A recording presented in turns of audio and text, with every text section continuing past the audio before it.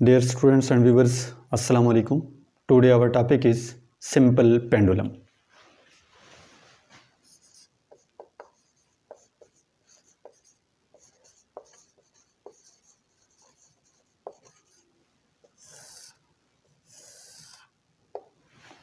Small metallic bob suspended by inextensible and massless string by a rigid support is known as simple pendulum.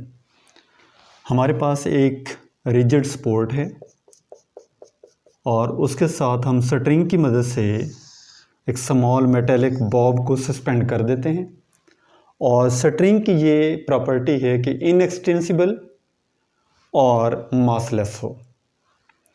तो अब हम इस Bob को displace करते हैं from mean to extreme by a small angle theta,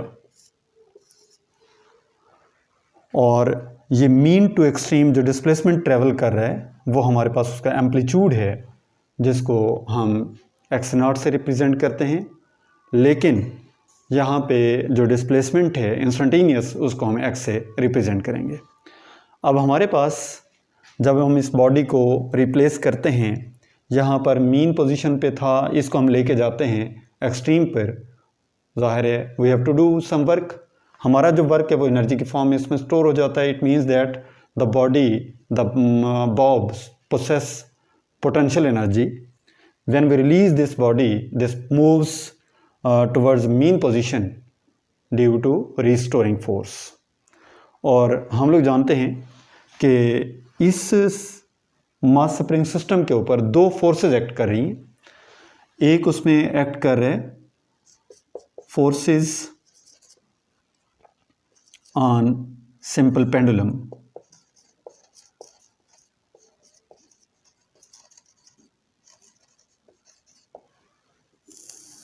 जो इसके ऊपर फोर्सेस एक्ट कर रही हैं वो हमारे पास दो फोर्सेस हैं। एक उसमें टेंशन है जिसको हम T से रिप्रेजेंट कर रहे हैं, और दूसरा हमारे पास वेट है जिसको W, और W हमारे पास mg के बराबर है। हम इसी वेट को दो कंपोनेंट में रिजॉल्व करते हैं। एक वेट का वो कंपोनेंट है जो पैरेलल टू द स्ट्रिंग है जिसको हम क्या देते हैं कि ये mg cos थीटा होगा, ये इसका पहला कंपोनेंट है। और दूसरा कंपोनेंट W परपेंडिकुलर जो उस स्ट्रिंग के परपेंडिकुलर है, ये हमारे पास आएगा mg sin थीटा। ये इसका दूसरा कंपोनेंट बना। अब हम लोग देखते हैं कि टेंशन ये हमारे पास इसमें वेट एक्ट कर रहा है toward the centre of earth which is equal to mg। दूसरा इसका वेट का वो कंपोनेंट है जो पैरेलल टू द स्ट्रिंग है और जिसको हम नाम दे रहे हैं mg cos थीटा। और दूसरा इसका जो कंपोनेंट है वो इस स्ट्रिंग के साथ 90 डिग्री पे है, ये हमारे पास होगा mg sin थीटा। वेट को हमने दो कंपोनेंट में रिजॉल्व किया, mg cos थीटा और mg sin थीटा। तो यहाँ पर T is equal to mg cos theta, ये हमारे पास T upward mg cos theta downward, ये आपस में बैलेंस हो रहे हैं। ना ही ये small metallic Bob downward move कर रहे हैं ना ही अपवर्ड, लिहाजा ये आपस में एक दूसरे को बैलेंस कर रहे हैं। तो यहाँ पर इक्विलिब्रियम में है बॉडी, ना अपवर्ड मूव कर रहे हैं ना ही डाउनवर्ड मूव कर रहे हैं। अब हम देखते हैं कि कौन सा फोर्स है जो इसको ऑसिलेट करवा रही है, वाइब्रेटिंग मोशन के रिस्पॉन्सिबल है। तो वो हमारे पास उसका दूसरा कंपोनेंट जो कि mg sin थीटा होगा।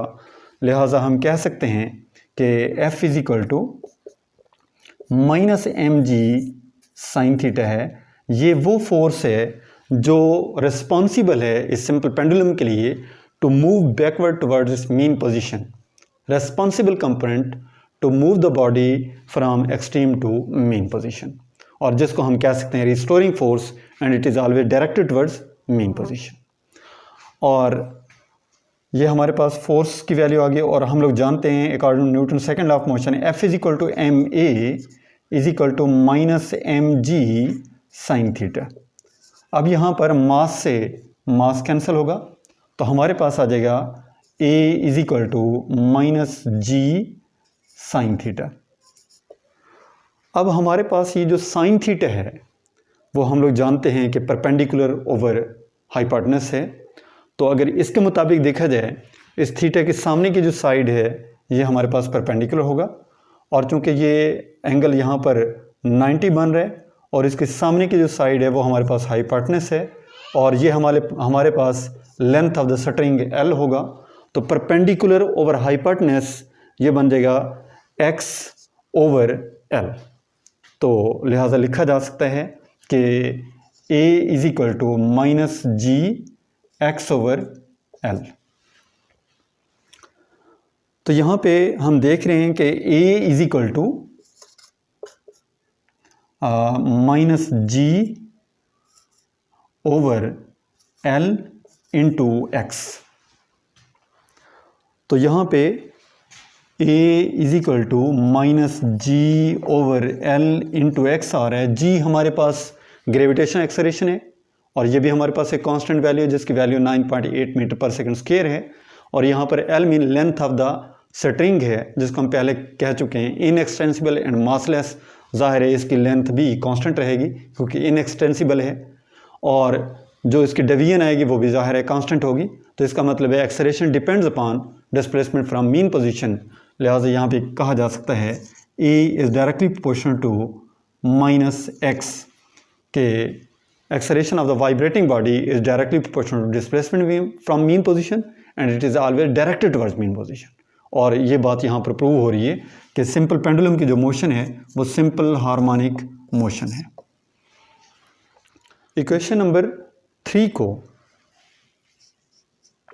हम एक और तरीके से भी सॉल्व कर सकते हैं कि if theta approaches to 0 then sin theta is nearly equal to theta। तो यही वैल्यू हम इक्वेशन नंबर 3 में पुट करते हैं तो a is equal to minus g theta. और प्रीवियस टॉपिक्स में हम पढ़ते रहे हैं कि theta s is equal to r theta, और ये s हमारे पास आर्क लेंथ होगी एक्सट्रीम टू मीन जो कि हमारे पास x के बराबर है, तो ये बन जाएगा x, और r मीन रेडियस यानी ये जो स्ट्रिंग है ये इसका एक्सिस ऑफ रोटेशन है, इसके अराउंड ये बॉडी रोटेट कर रहे, तो ये जो हमारे पास रेडियस होगा वो लेंथ के बराबर होगा। लिहाजा यहाँ पर हम पुट कर देते हैं l इंटू थीटा। तो theta is equal to x over l। ये वैल्यू भी यहाँ पर पुट की जा सकती है, ये बन जाएगा हमारे पास a is equal to minus g x over L, और a is equal to minus g over L into x, और g ओवर L हमारे पास एक कांस्टेंट है, लिहाजा ये है a is equal to minus constant into x, और जब हम कांस्टेंट को रिमूव करते हैं तो a is directly proportional to minus x. The motion of the vibrating body execute simple harmonic motion because acceleration is directly proportional to displacement from mean position and it is always directed towards mean position। ये हमारे पास दूसरा method था जिससे हम calculate कर सकते हैं a, और प्रूव किया जा सकता है कि इसकी जो मोशन है वो सिंपल हार्मोनिक मोशन है। यानी दोनों तरीके से हम प्रूव कर सकते हैं, या तो साइन थीटा अप्रोच कर रहे हैं 0 को तो sine theta is equal to theta है, इससे भी हम इसे सॉल्व कर सकते हैं, या यहाँ पर साइन थीटा की वैल्यू पुट कर सकते हैं कि perpendicular over hypotenuse. Simple pendulum को डिस्कस करते हुए हमने एक्सेलरेशन का रिलेशन डिराइव किया a is equal to minus g over L into x. ये हमारे पास इक्वेशन नंबर सपोज 1 है, और इक्वेशन नंबर 2 हमारे पास है a is equal to minus omega square x. ये हम पहले डिस्कस कर चुके हैं। कंपेयरिंग इक्वेशन नंबर 1 एंड 2 तो हमारे पास बन जाएगा minus omega square x is equal to minus g over L into x. अब x से x कैंसिल होगा, माइनस माइनस कैंसिल होगा या आपस में पॉजिटिव होगा, ऑन बोथ साइड्स इसका साइन चेंज कर दें, या ऑन बोथ साइड्स माइनस पे डिवाइड कर दें, हमारे पास रिलेशन बन जाएगा omega square is equal to g over l. अब हमें जस्ट ओमेगा चाहिए, ना कि ओमेगा का स्केयर। स्केयर को रिमूव करने के लिए square root on both sides, तो ये बन जाएगा g over L under root. Square से स्केयर रूट कैंसिल होगा, omega is equal to g over L under root. ये हमारे पास ओमेगा की वैल्यू आ गई।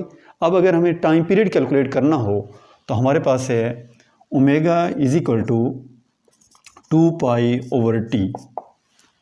Angular displacement covered by body per unit time is called angular velocity. और यहाँ पर हम ओमेगा और टाइम को आपस में रिप्लेस कर देते हैं, तो time period is equal to 2 pi over omega. और ओमेगा की वैल्यू हम देख चुके हैं, g over L under root है, ये वैल्यू पुट कर दें तो ये बन जाएगा t is equal to 2 pi over g over L under root. और g over L under root ये डिवाइड हो रहा है, लिहाजा ये बन जाएगा t is equal to 2 pi l over g under root. यहाँ पे हम ऑब्जर्व कर रहे हैं time period of simple pendulum depends upon length and gravitation acceleration. ये हमारे पास टाइम पीरियड का रिलेशन बना। और अब अगर हमें फ्रीक्वेंसी कैलकुलेट करना हो तो frequency is equal to reciprocal of time period is known as frequency. अब टाइम पीरियड की वैल्यू पुट कर देते हैं तो ये बन जाएगा frequency is equal to 1 over 2 pi l over g under root. और इससे हमारे पास रिलेशन बन जाएगा f is equal to 1 over 2 pi g over L under root. तो इस इक्वेशन से हम कैलकुलेट कर सकते हैं फ्रीक्वेंसी। ये हमारे पास फ्रीक्वेंसी का रिलेशन बना। अब हम थोड़ा सा इसी टॉपिक्स के हवाले से थोड़ा सा डिस्कस कर लेते हैं second pendulum. What is second pendulum?